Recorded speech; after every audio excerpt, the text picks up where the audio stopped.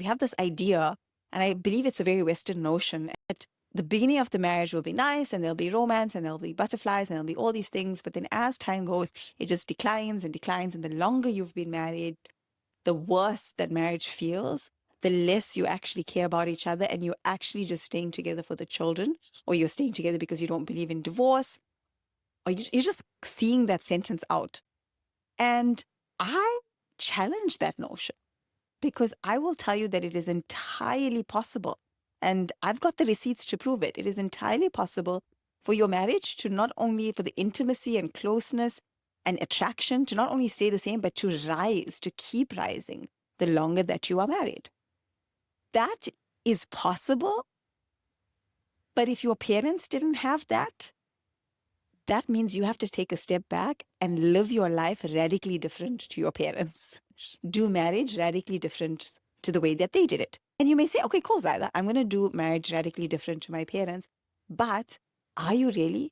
Are you going out there and getting the kind of skills that are required to do that?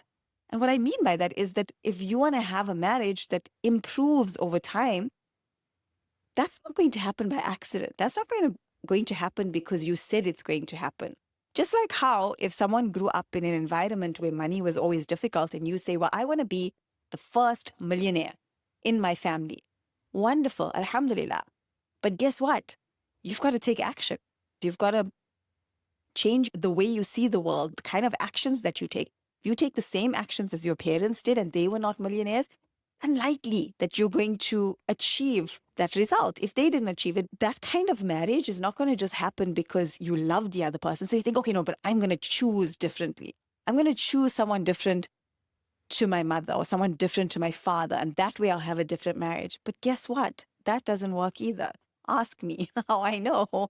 Like I said, I bring receipts. I facilitated thousands of women from across the globe on every stage of their marriage and seen all the different levels of problems you can have in marriage.